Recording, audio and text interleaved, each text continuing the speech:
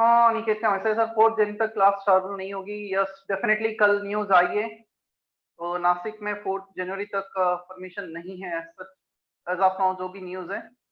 और जो ऐसा बोला जा रहा है कोरोना का सेकंड वेव आया है, काफी जगह केसेस बढ़ रहे हैं। Eight the same time Haryana और कहीं पे जहाँ पे भी स्कूल वगैरह स्टार्ट हुए थे उन्हें वापस से बंद कर दिया गया है, क्योंकि रेवाड़ी करके जो जगह है हरियाणा में, वहाँ पे स्कूल में 14 स्टूडेंट और 6 टीचर्स को कोरोना पॉजिटिव आया था। तो वो तो खैर पहले से ही थोड़ा सा आइडिया था कि हम कुछ भी नहीं बोल सकते हैं। कोविड सिचुएशन आज क्या हो रहा है, कल क्या होगा, परसों क्या होगा, मतलब nothing can be said.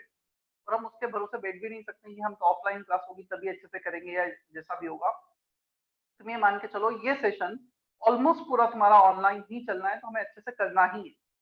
Offline हो जाता है तो बहुत अच्छी बात है, नहीं होता है तो हम उसके लिए प्रिपेयर्ड रहे मेंटली। क्योंकि यदि ऑफलाइन क्लासेस स्टार्ट भी होती तो हम प्लानिंग कुछ ये कर रहे थे। स्पेशली पहले बोर्ड के स्टूडेंट्स, 10th और 12th के स्टूडेंट पे थोड़ा सा ज्यादा फोकस किया जाता, और तुम्हें भी 1 या 2 वीक के अंदर, मतलब रफली फर्स्ट वीक ऑफ दिसंबर से बुलाया जाता। Once in a week for first 2-3 weeks, then twice, then thrice, ऐसे फ्रीक्वेंसी बढ़ाई जाती, सिचुएशन देखकर समझकर, क्योंकि सेफ्टी डेफिनेटली प्रायोरिटी है। सेकेंड बाकी सब कुछ सेकेंडरी होता है। तो कोई भी इन्फेक्ट ना हो because of this offline classes. तो गवर्नमेंट ने ही वो डिसीजन ले लिया, जो मेरे हिसाब से एज सच अभी फिर भी ठीक है इस सिचुएशन में। क्योंकि काफी बार ये होता है कि थोड़ा सा प्रेशर आ जाता है, स्कूल वगैरह चालू होते हैं, तो हम नहीं चाह के भी या पेरेंट्स नहीं चाह के भी उन्हें भेजना पड़ता है फिर कि चालू हो गए, सब जा रहे हैं, हम भी जाएंगे। तो मैं मतलब अपने होम टाउन था जैसे इंदौर, इंदौर के आसपास, तो दिवाली पे मतलब काफी कुछ चीजें लोग इधर शॉपिंग ये वो, मार्केट आना जाना, तो उसके कारण मतलब वहां पे भी काफी कुछ फैल गया है। दिवाली के जस्ट पहले केसेस आ रहे थे कुछ 40, 50, 60 केसेस पर डे इंदौर में। अभी ये कंडीशन है, कल 500 प्लस केसेस थे। तो थोड़ा सा हमें ध्यान तो रखना ही है। और ऐसा भी बोला जा रहा है कि सेकंड वेव थोड़ी सी ज्यादा डेंजरस होती है। उसका रीजन ये होता है कि जो भी वायरस है वो अपने आप को म्यूटेट कर लेता है, मतलब एडॉप्ट कर लेता है। हमारे हमारे बॉडीज में जो एंटीबॉडीज बनती है उससे भी वो एडॉप्ट करके अपने आप को म्यूटेट कर लेता है। वो ज्यादा डेंजर होता है। फिर उसके लिए अगेन एंटीबॉडीज बनना, मतलब डेथ रेट भी सेकंड वेव में ज्यादा होता है, ऐसा है। तो हमें हमारा ध्यान तो रखना ही है। हम काफी अभी यंग एज में है, तो हो सकता है हमें बहुत ज्यादा इफेक्ट ना हो, but at the same time हम हमारी फैमिली के साथ रहते हैं, पेरेंट्स होते हैं, ग्रैंड पेरेंट्स होते हैं, तो हम उन्हें भी इन्फेक्ट कर सकते हैं। तो वो हमें थोड़ा सा ज्यादा केयरफुल रहना चाहिए। ठीक है चलो, जैसा भी ये क्लासेस जब से भी स्टार्ट होगी बताया जाएगा, but we don't need to wait for that. हमें रेगुलरली जैसा कर रहे हैं करते चले जाना है। ओके। और कुछ बच्चे यदि ऐसा लगता है कि उन्हें सेंटर पे आके पढ़ना है तो वो पढ़ सकते हैं, उसमें कोई प्रॉब्लम नहीं है। जैसा पहले भी कहा गया है, after lectures you can come to the centre 12 to 5, 12 to 6 तुम बैठ सकते हो 5 से 6 घंटे। जनरली टीचर्स में मनीष सर होते हैं, और बीएसबी सर भी शायद 1 दिसंबर से आने वाले हैं, ऐसा है। ठीक है।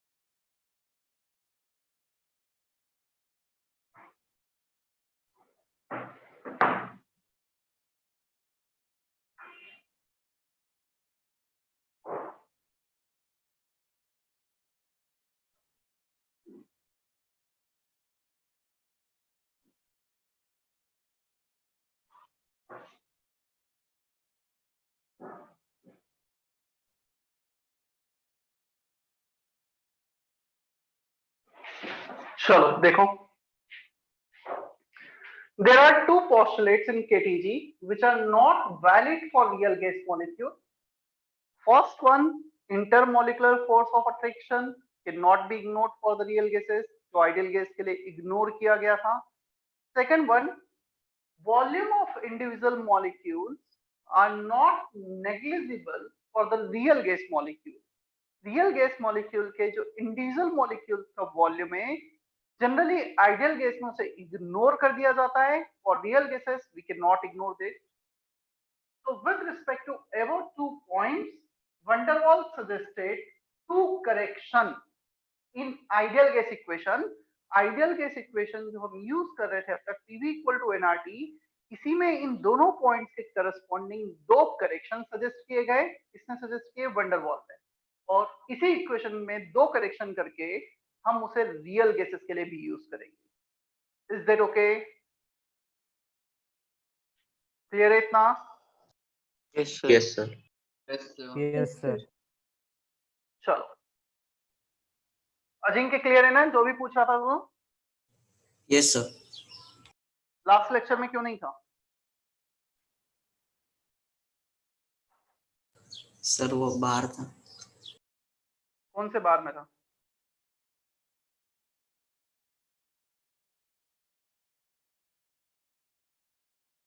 हाँ अजिंक्य, बार में था ना, क्या बोला? सर बाहर था, आउट ऑफ टॉप. बाहर था, मुझे सुनाई दिया बार था, बार में था. मैंने कहा कौन से बार गया था अभी. ठीक है, अच्छी बात है. होप लेक्चर वीडियो लेक्चर देख लिया होगा। Yes, sir.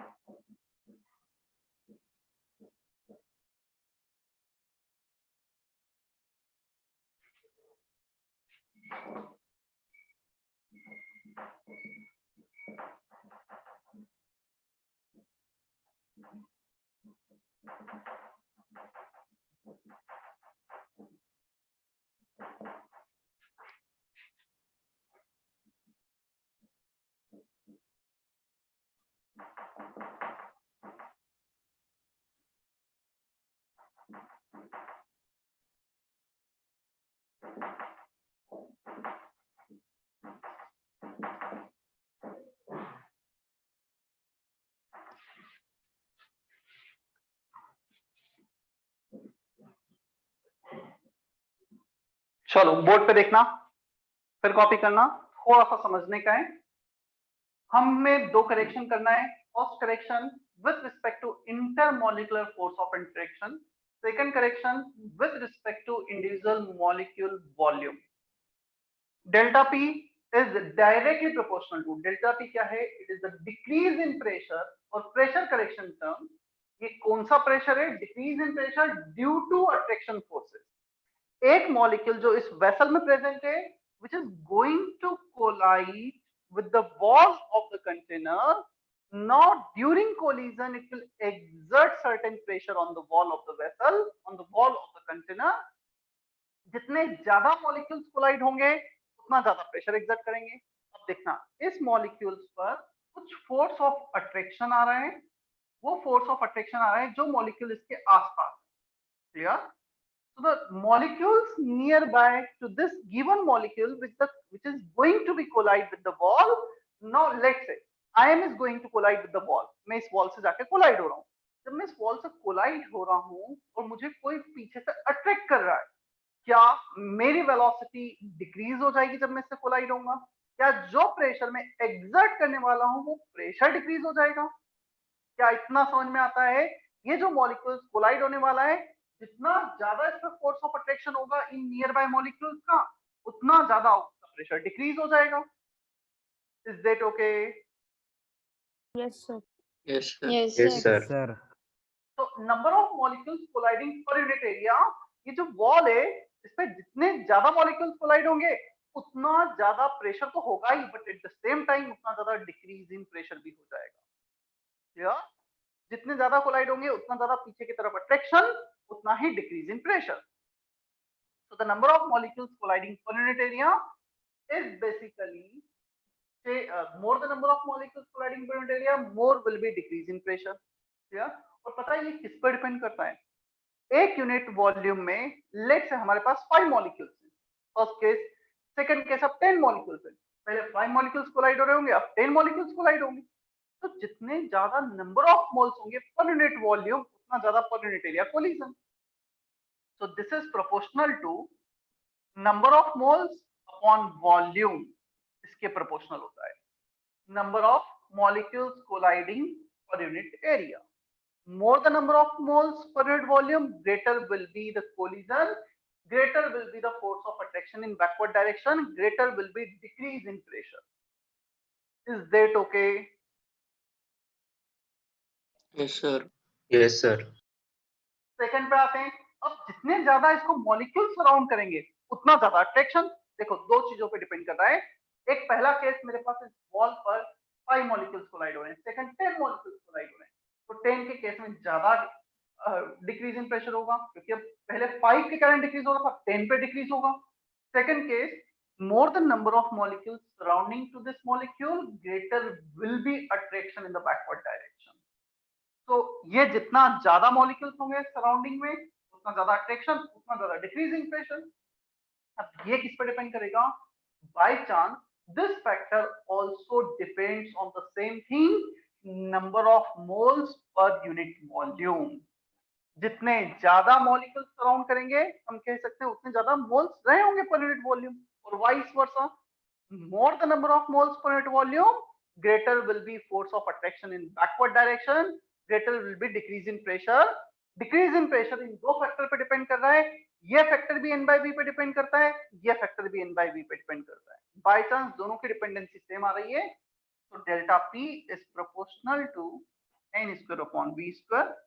Delta p is equal to proportionality constant A n square upon v square। Clear?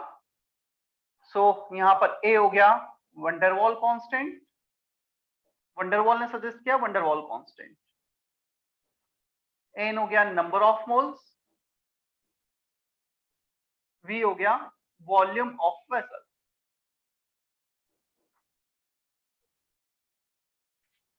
Copy करो जल्दी से।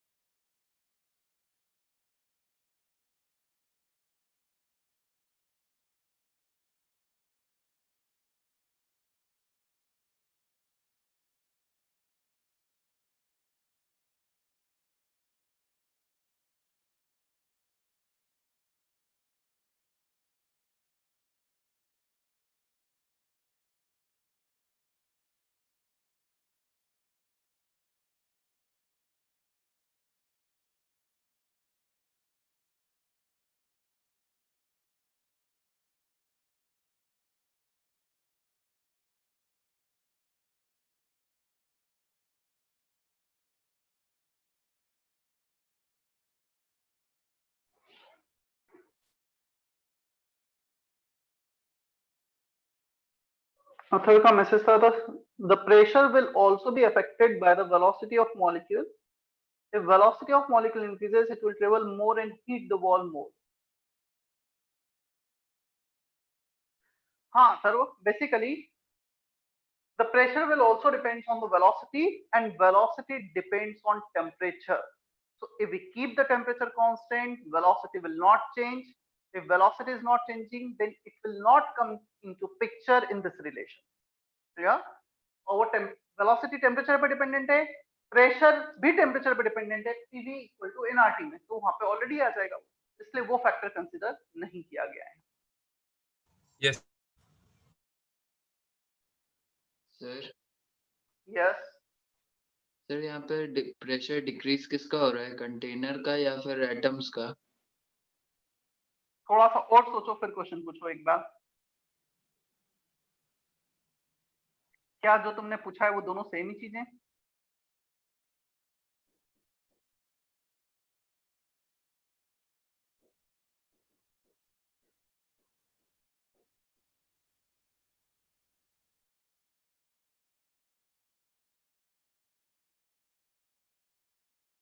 कंटेनर का प्रेशर या एटम का प्रेशर, मतलब एटम्स और molecules are exerting pressure on the container. Pressure of the system, pressure on the wall, pressure of the molecules, all are same. कुछ अलग थोड़ी है। मैं जिस रूम में हूं, उस रूम में प्रेशर कितना है? 1 एटमॉस्फेयर। क्या वो प्रेशर वॉल पे है? यस, वो प्रेशर वॉल पे है, वो मेरे बॉडी पर है, वो मॉलिक्यूल्स के बीच में है, मतलब वो pressure is defined for the whole system. Pressure of the atom, molecule, pressure on the wall, सब कुछ एक ही होगा ना वो तो, राइट? तो सर, जो नंबर ऑफ मॉलिक्यूल्स अगर ज्यादा कोलाइड करेंगे तो वो प्रेशर तो इंक्रीज हो जाएगा।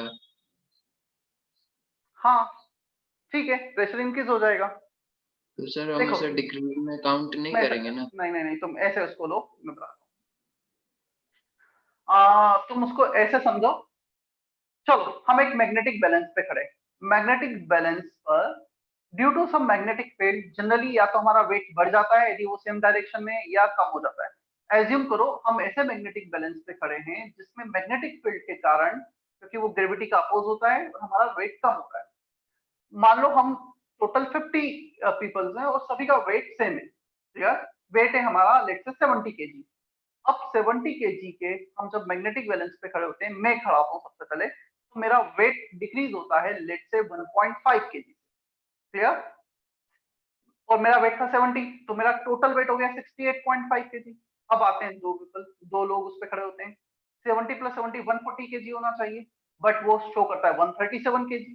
3 केजी से वेट डिक्रीज होता है। टोटल वेट तो इंक्रीज हो रहा है, क्या at the same time decreasing weight is also increasing? पहले 1.5 केजी था, 3 केजी है। अब आ जाते हैं 10 लोग उस पर। 10 लोगों के कारण जो वेट होना चाहिए था 700 केजी, वो बेसिकली आ रहा है 685 केजी। 15 केजी से डिक्रीज हो गया है। क्या अब डिक्रीज इन वेट 15 केजी हो गया है? पहले से भी ज्यादा हो गया है। टोटल वेट बढ़ रहा है, but at the same time जो डिक्रीज हो रहा है वेट वो भी तो बढ़ रहा है। समझ में Rate is आया? clear. यस सर, अब क्लियर है। बेसिकली इस फॉर्मूले में आइडियल गैस का जो प्रेशर था रियल गैस का प्रेशर प्लस रियल गैस का प्रेशर आइडियल से कम है, तो डिक्रीज जितना डिक्रीज हुआ उसको ऐड कर दिया ताकि दोनों इक्वल हो जाए। ये होना था 180 एम, ये हो गया 0.9, 0.1 को ऐड कर दिया, तो ये बढ़ेगा ये बढ़ेगा, but at the same time delta P भी तो बढ़ेगा ना, right? Yes sir.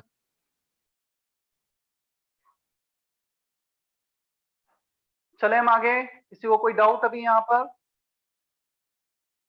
Real gas के प्रेशर को पी लिख दिया, आइडियल गैस का प्रेशर। यहाँ पे मैं एक क्वेश्चन तुमसे ये एक्सपेक्ट कर रहा था, सर हमारे पास रिपल्शन फोर्स भी तो हो सकता है, आपने तो सिर्फ अट्रैक्शन ही कंसिडर किया है मॉलिक्यूल्स के बीच में, why didn't you consider force of repulsion between the molecule? Basically pressure correction term में सिर्फ अट्रैक्शन को कंसिडर किया गया है, रिपल्शन वाला सेकंड में इनडायरेक्टली यूज आता है। क्लियर?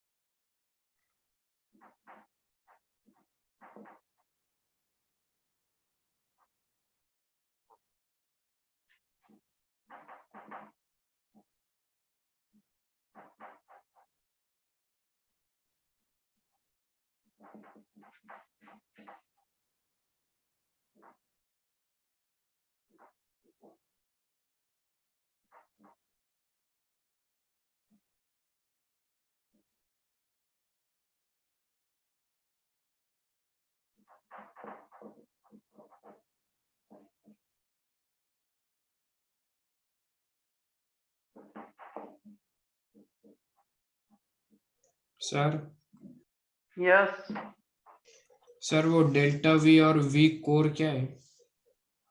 करेक्शन, जैसे डेल्टा पी और पी करेक्शन नहीं लिखा था last time, pressure correction, volume correction, COOR correction का शॉर्ट, राइट? हाँ सर।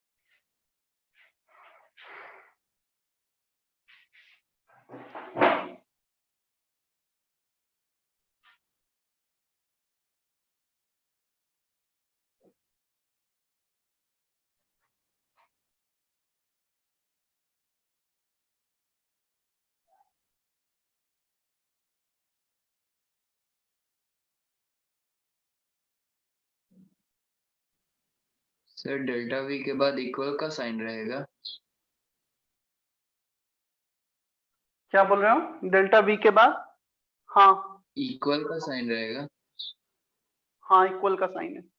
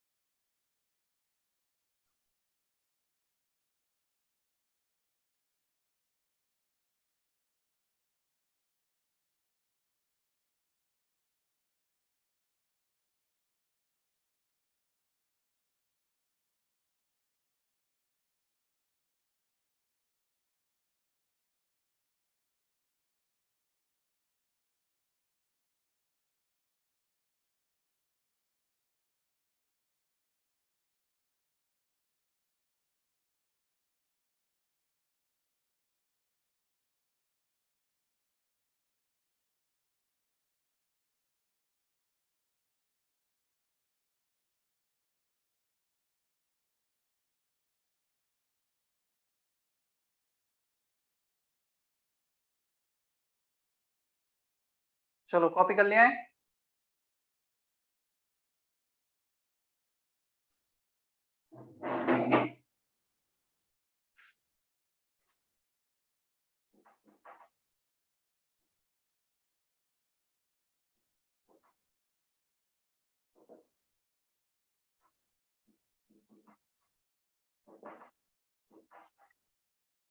देखो volume correction term generally ideal gas के केसेस में हम क्या करते थे, जो इंडिविजुअल मॉलिक्यूल्स का वॉल्यूम है उसे इग्नोर कर दिया जाता था। मतलब ये जो वॉल्यूम्स है ना individual molecules, this can be ignored with respect to volume of gas, volume of the vessel. और पीवी इक्वल टू एनआरटी में वी जो होता है वो डिफाइन होता है, it is a free volume, it is a space available between the molecules for their movement. तो इनका वॉल्यूम बहुत कम होता है, इग्नोर कर देते थे, और पूरा का पूरा वेसल का वॉल्यूम हम बोल देते थे कि that is available for their movement. But real gases में करेक्शन मतलब हमें कुछ करेक्शन करना होगा, ये assumption हमेशा सही नहीं होगा। हमने क्या किया, लेट्स से इस वेसल का वॉल्यूम था for example 5000 millilitre, 5 litre, clear. इसमें से ये जो मॉलिक्यूल्स का वॉल्यूम था ये था लेट से 40 ml, 40 मिलीलीटर। तो 5000 में से 40 को माइनस किया, और ये 40 माइनस करने के जो वॉल्यूम बचेगा that will be the available volume for their movement. उतने वॉल्यूम में गैसेस मॉलिक्यूल्स मूव कर सकते हैं। तो पीवी इक्वल टू एनआरटी में हम ये बेसिकली यूज करने जाएंगे।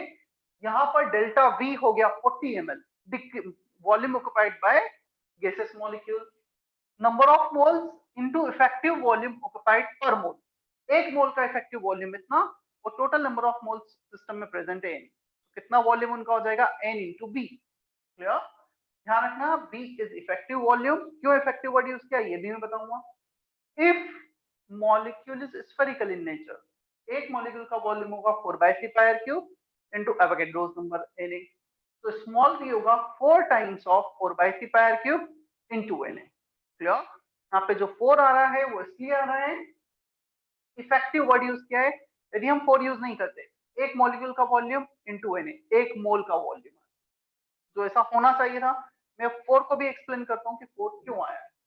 हमने ये कंसिडर किया है मॉलिक्यूल स्फेरिकल है, जनरली ऐसा नहीं कि स्फेरिकल ही होता है, बट दूसरे शेप का भी है, तो उसका लेट से वॉल्यूम आ रहा है 50 ml एक मॉलिक्यूल का फॉर एग्जांपल। हम उसको 4/3 पायर क्यूब से इक्वेट करके इसका आर इफेक्टिव निकाल लें, मतलब उसको स्फेरिकल शेप में कन्वर्ट करके उसका वॉल्यूम चेक कर लें। तो हमें अभी यही assumption लेना है, molecules are spherical in nature.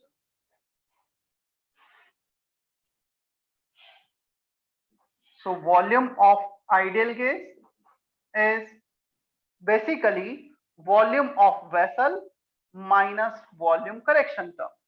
Ideal gas में हम कौन सा वॉल्यूम यूज करते हैं, जो वेसल का वॉल्यूम है माइनस 5000 माइनस 40, ये वाला वॉल्यूम। तो वेसल का volume minus volume occupied by individual gas molecule, इसे जनरली आइडियल गैस में इग्नोर कर दिया जाता था।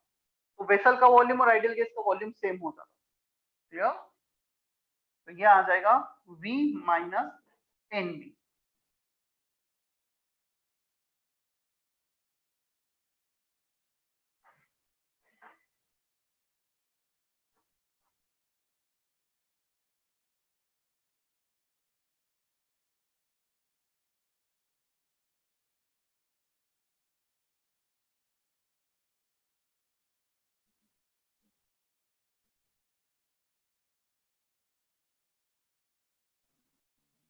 सर लास्ट वाला इक्वेशन एक बार फिर से समझा दीजिए।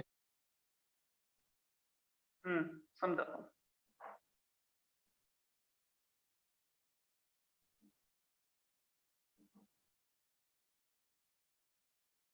पीवी इक्वल टू एनआरटी में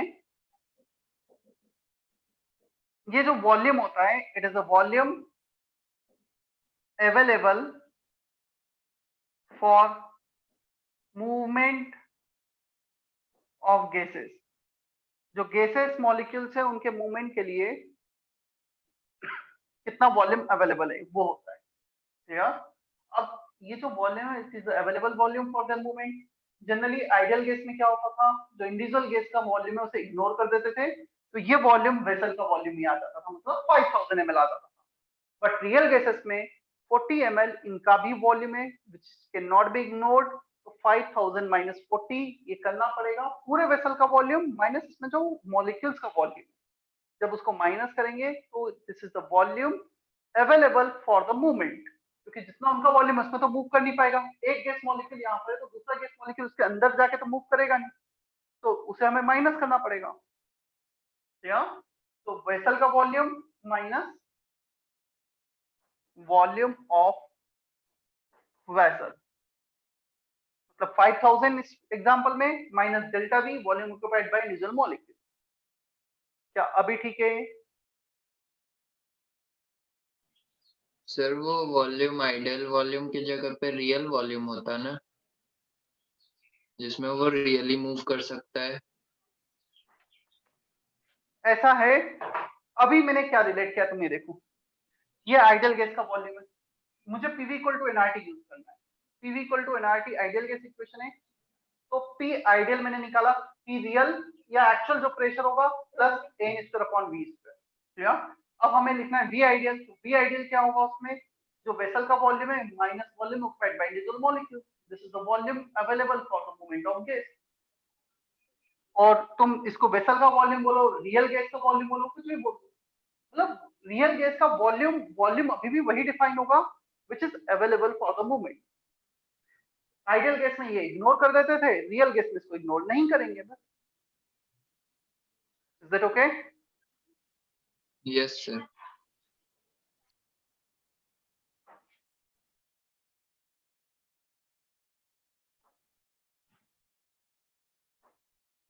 चलो मैं ये एक्सप्लेन कर रहा हूँ 4 क्यों आया है, मैं एक ही बार एक्सप्लेन करूंगा, थोड़ा फोकस करना। थोड़ा इसका डेरिवेशन है, वो काम में सच कहीं आएगा नहीं, बट फिर भी वो पता होना चाहिए। 1 atom 2 atom, we are considering bimolecular collision. Bi means two molecular collision, दो मॉलिक्यूल आपस में कोलाइड हो रहे हैं। चलो रिलेटिव मोशन कंसीडर करते हैं, इसको फिक्स कर देते हैं, इस मॉलिक्यूल इसको मूव करवाते हैं इसके तरफ।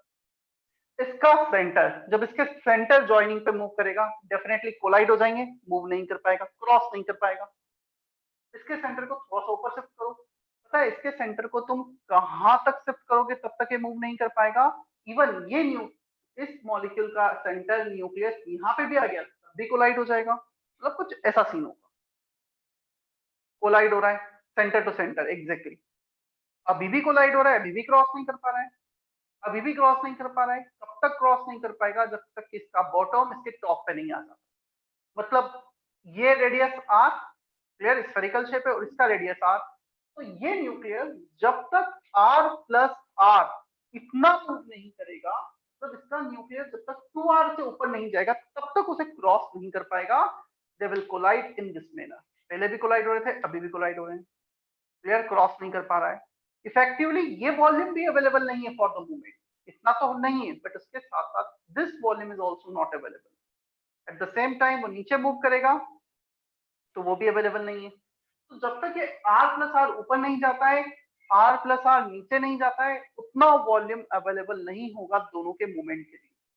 तो ऐसा नहीं कि 4/3 पायर क्यूब, यहाँ पे रेडियस बजाय r के 2r हो गया है, ये 2r ये 2r, तो 4/3 पाई 2r क्यूब, इतना वॉल्यूम अवेलेबल नहीं है for two molecule, 1 + 1 2 by molecular collision है ना। Here this is the not available volume. Can we write delta V is, हमें 1 मोल के लिए चाहिए, क्लियर, सबसे पहले ये हो गया 2 मॉलिक्यूल के लिए, 1 मॉलिक्यूल के लिए कितना हो जाएगा, हाफ कर दिया। फॉर 1 मॉलिक्यूल, 1 मोल मॉलिक्यूल के लिए कितना हो जाएगा, इनटू एवोगैड्रोस नंबर कर दिया। Clear? So for 1 mole delta V, this is for 2 molecule, half किया for 1 molecule into Na for 1 mole molecule. Yeah? चलो सॉल्व करते हैं इसको हम। 4/3 pi r cube, 2 का क्यूब 8, 8/2 ये आ गया 4 into 4/3 pi r cube into Na। बजाय मैं इसको डेल्टा V के स्मॉल b लिखता हूँ। Effective volume occupied by 1 mole molecule, 2 molecule ने इतना वॉल्यूम ऑक्युपाइड किया इफेक्टिवली, एक ने हाफ का मल्टीप्लाई इनटू एवोगैड्रो 1 मोल, तो 4 यहां से आता है। Is that okay?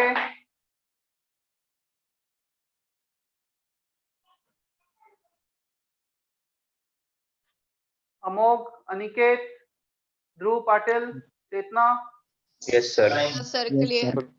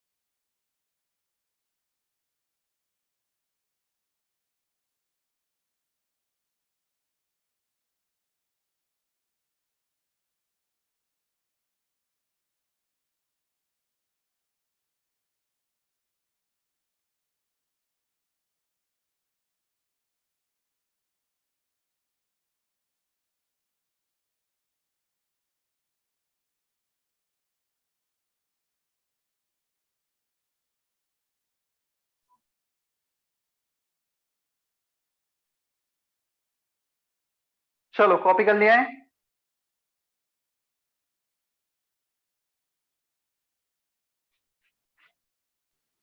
देखना Yes, sir. PV equal to NRT, ideal gas pressure, volume of ideal gas, P plus N square upon V square. यहाँ पे P जो है रियल गैस का प्रेशर है, उसमें जो डिक्रीज हो गया था वो ऐड कर दिया। वॉल्यूम ऑफ वेसल है minus n V equal to nRT. This is Van der Waals equation, pressure correction, volume correction, दो करेक्शन किए। Now we can use the same equation for the real gas molecule. इसे Van der Waals equation कहते हैं। थोड़ा सा और correct मतलब मॉडिफाई कर लेते हैं। We can have one term molar volume, volume per unit mole, एक मोल का वॉल्यूम इस मोलार वॉल्यूम। अब क्या करो, इस n को डिवाइड कर दो, RT बचा V minus n V upon n, P as it is. हमने V अपॉन n को डिफाइन किया Vm square. Can be write n square upon V square as 1 upon Vm square. Replace कर दो, n square upon V square is 1 upon Vm square. n V upon n Vm, ये n cancel हो गया, minus V। इस equation में एक advantage ये मिलता है, it is independent of number of moles. एक वेरिएबल कम कर दिया है, क्लियर। नंबर ऑफ मोल्स को वॉल्यूम मिलाकर नया वेरिएबल बना दिया है, मोलार वॉल्यूम। तो ये भी काफी यूजफुल इक्वेशन है, दोनों ही यूज आती है ना अलग अलग जगह, डिपेंड्स कैसे इंफॉर्मेशन दे रखी है। तो वंडरवॉल इक्वेशन, वंडरवॉल इक्वेशन। कोई डाउट यहां तक? Vidhi, Yash, is that okay? Yes, sir. Yes, sir.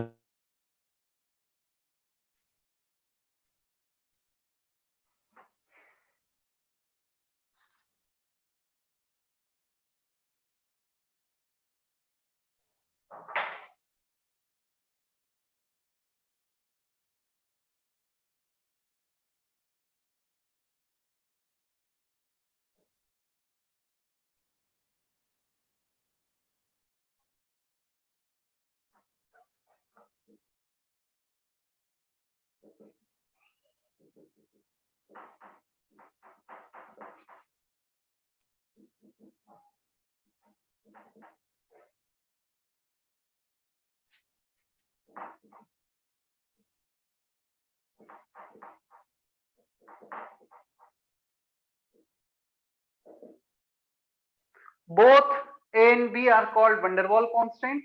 दोनों को ही वंडरवॉल कांस्टेंट कहा जाता है। हम दोनों के कैरेक्टरिस्टिक्स प्रॉपर्टीज देखते हैं। सबसे पहले ए का,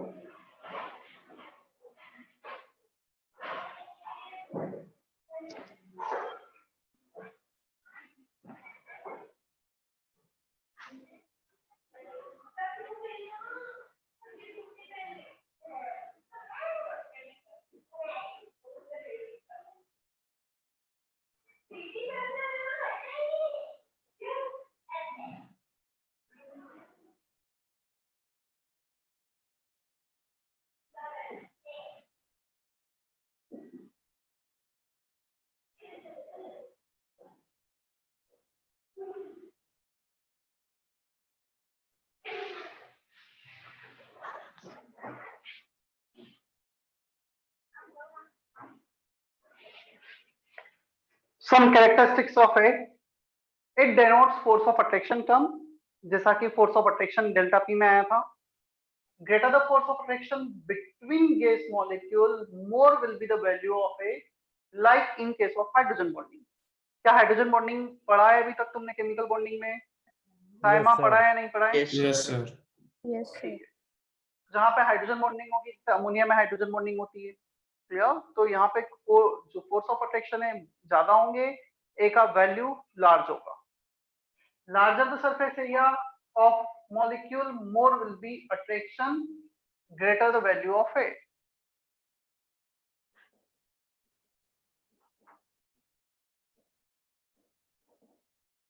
तो जितना ज्यादा सरफेस एरिया होगा, जैसे मैं एक एक्सप्लेन करता हूँ, ये दोनों मॉलिक्यूल मूव कर रहे हैं, इनके कांटेक्ट में आने की प्रोबेबिलिटी है. Second case, now this two molecules are moving, एक जिसका सरफेस एरिया इतना ज्यादा है, now they are moving, they have tendency to come into contact with each other. तो डेफिनेटली जहां पे सरफेस एरिया ज्यादा होगा, वहां पर कांटेक्ट में आने की प्रोबेबिलिटी ज्यादा होगी, ज्यादा अट्रैक्शन होगा. कुछ ए का कंपैरिजन है, अमोनिया में हाइड्रोजन बॉन्डिंग, CO2 में कुछ नेट डायपोल तो जीरो होगा, but we have certain dipole. Into perfect molecule में काउंट होगा, तो परफेक्ट मॉलिक्यूल में फोर्स ऑफ अट्रैक्शन सबसे कम होगा.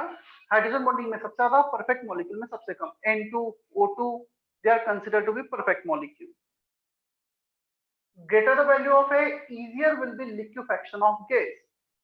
जितना ज्यादा अट्रैक्शन, सबसे ज्यादा अट्रैक्शन होता है सॉलिड में, फिर लिक्विड और फिर गैसेस में. More the attraction, easier will be conversion of gas molecule into liquid phase. Easier will be liquefaction of gas. इसके यूनिट देख लेते हैं. अच्छा, प्रेशर के एडिशन में था P plus N square upon V square. Pressure का जो यूनिट होगा, हम प्रेशर में प्रेशर को ही ऐड कर सकते हैं ना. यदि इसका यूनिट प्रेशर है तो इसका भी यूनिट प्रेशर होगा. Unit n square upon V square ATM या पास्कल. ए का यूनिट निकालो, V स्क्वायर का मल्टीप्लाई करो, एन स्क्वायर से डिवाइड करो, litre square upon mole square. ऐसा यूनिट में लोगे तो वॉल्यूम का यूनिट होता है मीटर क्यूब का square, metre to the power 6 upon mole square. ये ऐसा यूनिट हो जाएगा, और पहले वाला ATM लीटर वाला. Is that okay? क्लियर है यहाँ तक? सार्थक, बोर्ड से सार्थक Sonawane? Yes, sir. Yes, sir.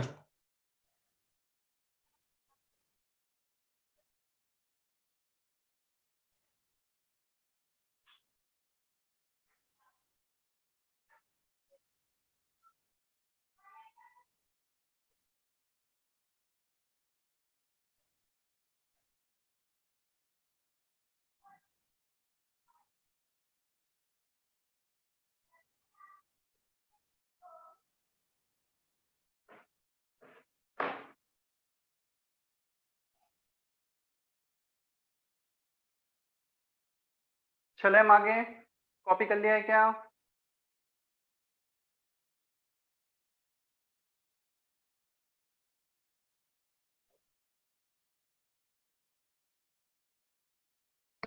Yes sir.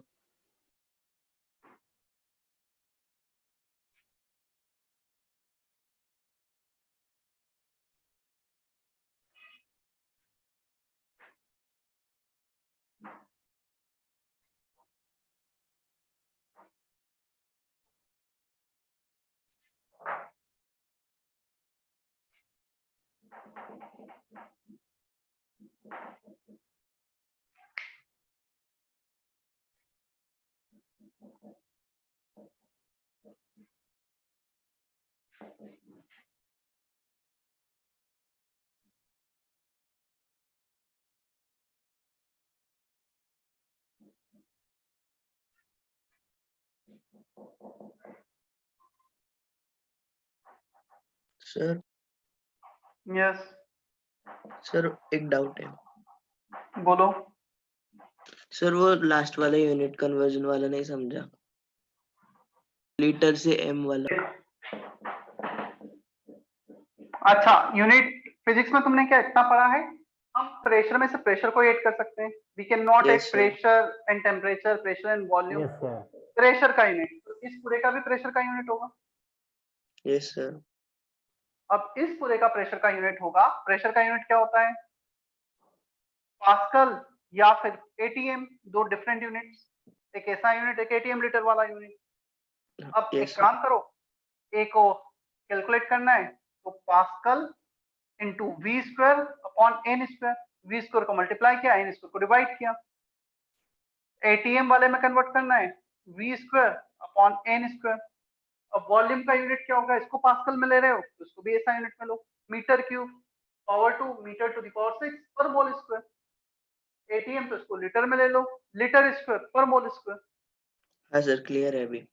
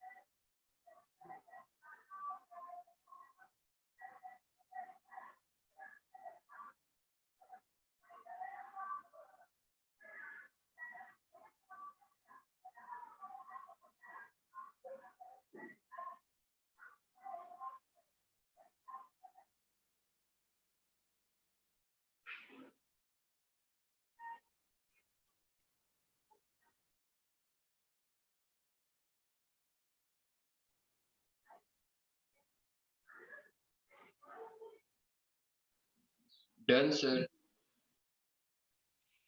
ठीक है। इट डेनोट्स मॉलिक्यूलर वॉल्यूम और मोलार वॉल्यूम। बेटर है मॉलिक्यूलर की जगह मोलार वर्ड यूज करो। Larger the size of molecule greater will be value of the. जितना ज्यादा साइज होगा मॉलिक्यूल का, जितना ज्यादा रेडियस होगा, उतना ज्यादा 4/3 pi r cube into n into 4 होगा। It also denotes force of repulsion term indirectly. Directly तो वॉल्यूम डिनोट करता है, indirectly force of repulsion term को भी डिनोट करता है। Clear? It can be ignored at low pressure. यदि प्रेशर लो है इसका मतलब बहुत कम मॉलिक्यूल्स हैं प्रेशर एक्सर्ट करने के लिए। यदि कम मॉलिक्यूल्स हैं तो उनका वॉल्यूम बहुत कम हो जाएगा और उसे इग्नोर कर देंगे।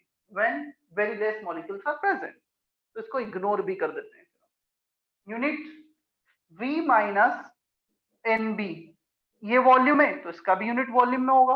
वॉल्यूम में से वॉल्यूम को ही एरिया सब्सट्रैक्ट किया जा सकता है। तो NB का वॉल्यूम लीटर या मीटर क्यूब, तो B का वॉल्यूम लीटर पर मोल, N को डिवाइड कर दिया, मीटर क्यूब पर mole. Is that okay Harsh, Keshvi? Yes, sir.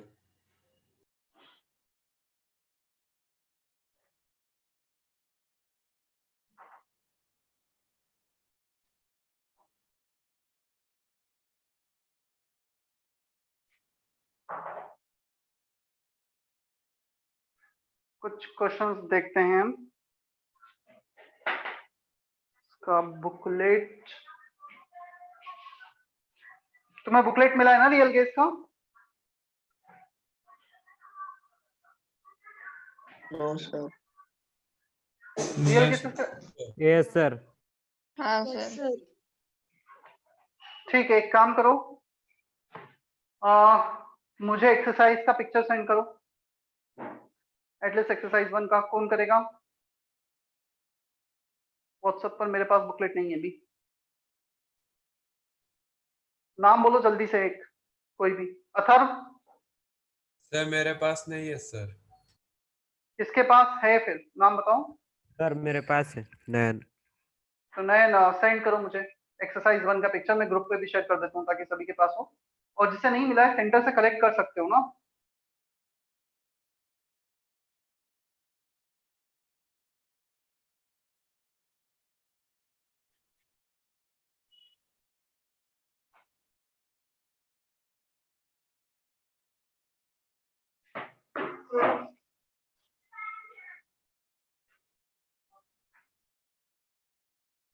नयन किया सेंड एक्सरसाइज 1?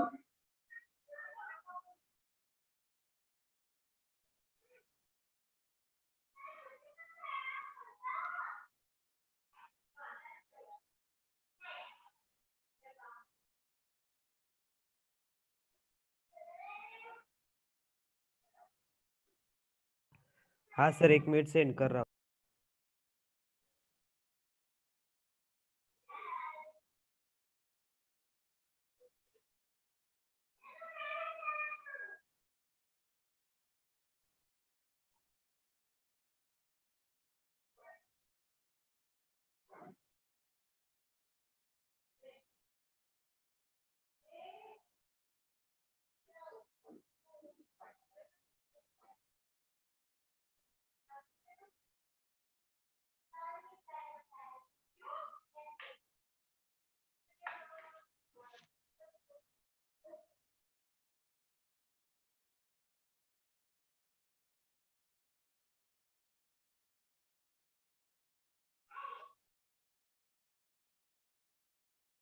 किया नयन सेंड? Yes sir.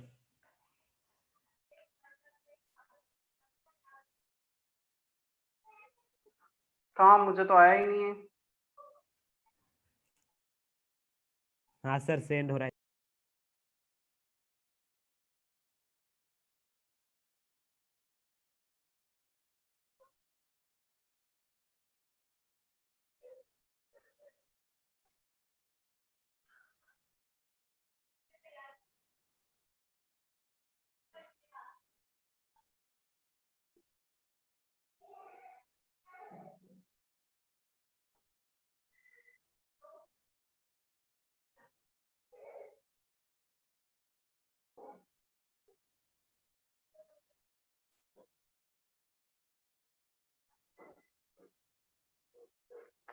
कोई और सेंड करो, इतना टाइम लग रहा है। और किसके पास है? सर मैं सेंड करूँ? मेरा नाम ये करो करो, फटाफट करो, पिक्चर सेंड करो, मतलब 1 मिनट भी नहीं लगेगा, 2-4 पेज होंगे फर्स्ट एक्सरसाइज के।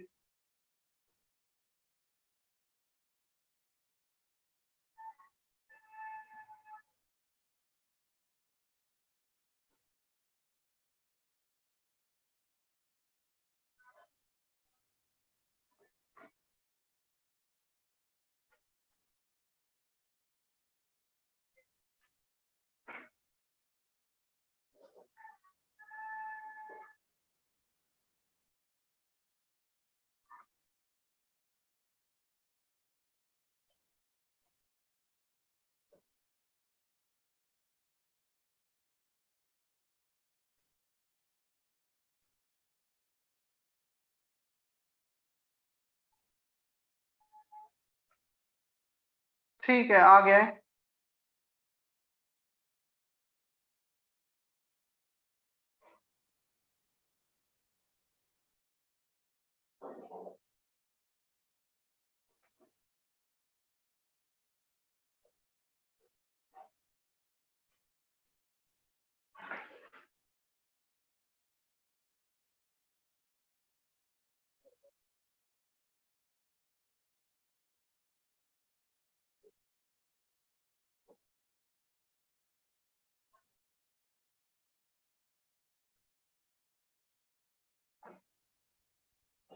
छोड़ो, अभी तुम उसमें से मुझे नहीं दिखा कि कोई भी क्वेश्चन कर पाओगे जितना हमने किया है, हम आगे ही करते हैं अभी।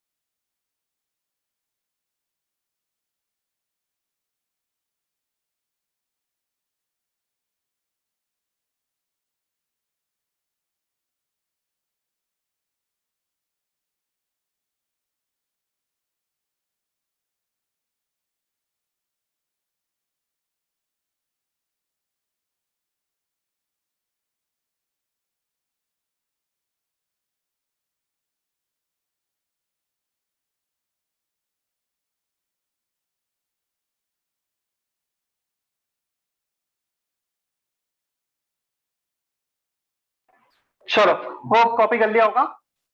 Compressibility factor, it is a quantity which gives idea about how real gas deviating from the idealistic nature.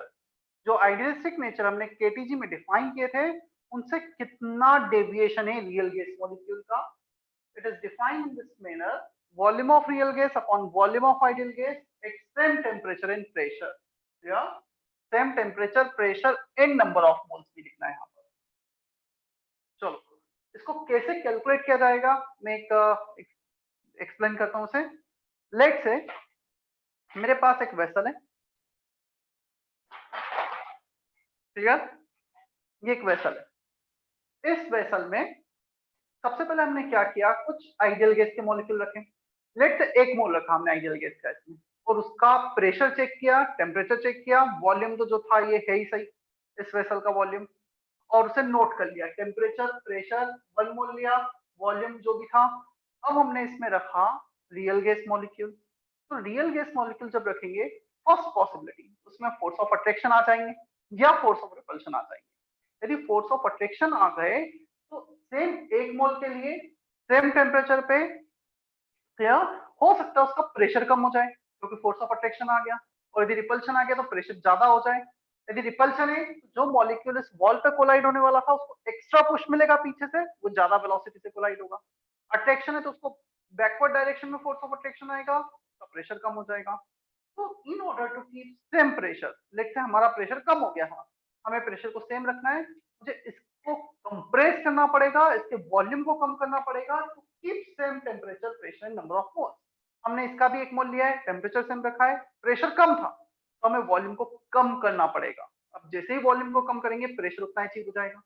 तो volume of real gas is less than volume of ideal gas, तभी Z लेस देन 1 आ जाएगा। तो first case, if force of attraction are dominating, volume of real gas is less than volume of ideal gas, Z is less than 1, negative deviation कहा जाता है। Clear, वो last में लिखा है negative deviation. So such kind of scenario is called negative deviation. इसको हम ऐसा भी बोलते हैं, gas is more compressible, real gas is more compressible then ideal gas. Ideal gas से ज्यादा कंप्रेस करने पे हमें प्रेशर अचीव हो रहा है, more compressible then ideal gas, negative deviation, force of attraction dominating. Second scenario, if force of repulsion are dominating, molecule जो collide होने वाला था ज्यादा वेलोसिटी से कोलाइड होगा, ज्यादा प्रेशर एग्जर्ट करेगा। हमें तो प्रेशर सेम चाहिए, प्रेशर सेम चाहिए तो इसका वॉल्यूम बढ़ाना पड़ जाएगा हमें। जब तुम वॉल्यूम बढ़ाओगे तो प्रेशर सेम अचीव होगा। तो वॉल्यूम बढ़ाया, रियल गैस का वॉल्यूम आइडियल गैस से ज्यादा। Second case, if force of repulsion is dominating, then volume of real gas is greater than volume of ideal gas, Z is greater than 1, positive deviation, real gas is less compressible।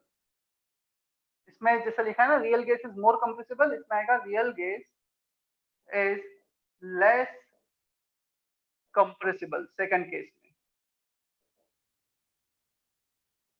then ideal gas। Third case, when Z is equal to 1, मतलब real और ideal का volume same आ रहा है, इसका मतलब attraction और repulsion forces एक दूसरे को कंपनसेट कर रहे हैं। Then force of attraction is almost equal to force of repulsion, real gas behave as an ideal gas. Clear, तो वो रियल गैस आइडियल जैसा बिहेव कर रही होगी, Z इक्वल टू 1 आ गया। चेक करो, कुछ डाउट है तो क्लियर करो अभी इसमें।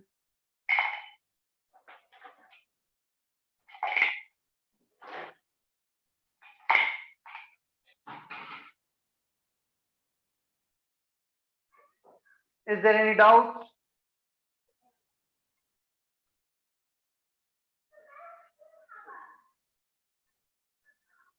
Man, Lakshika, Dhruv, Gaurav, Harsh, is that okay?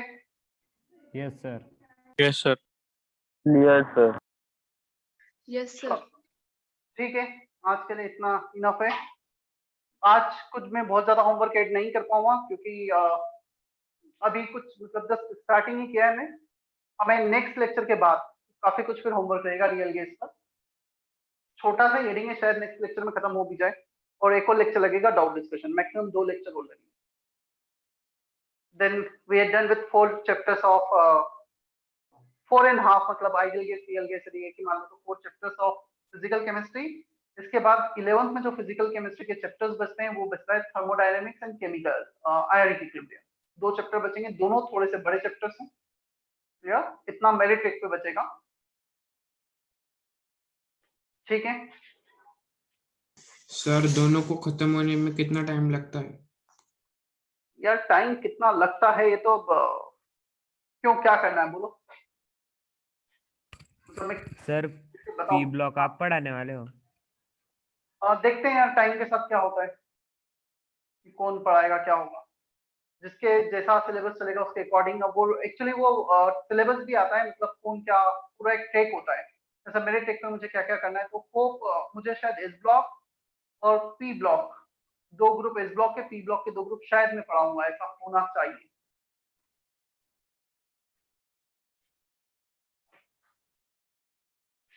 खत्म कब होगा यार, अभी क्या चल रहा है नवंबर, मतलब मुझे भी नहीं पता खत्म कब होगा, बट डेफिनेटली ऐसा है, सारा सिलेबस 11 का जनरली खत्म हो जाता था जनवरी में, तो इस बार थोड़ा सा एक्सटेंड होगा, शायद फरवरी एंड तक जाएगा। और अब तक जितनी इंफॉर्मेशन है उसके according her exam 30 to 45 days delay होंगे, मतलब हमारा 11 का एग्जाम भी, 12th बोर्ड का एग्जाम भी, जेई मेंस भी, एडवांस भी, तो हम भी रफली 30 डेज डिले चल रहे हैं। और मतलब कोई ऑप्शन नहीं है, क्योंकि ऑनलाइन में थोड़ा तो स्टार्टिंग में हमें तो चलना ही पड़ता है, नहीं तो चीजें समझ में नहीं आती। मेन थिंग ये है कि जो भी हम कर रहे हैं समझ में आए, खत्म करने के बजाय, ठीक है। देखते हैं,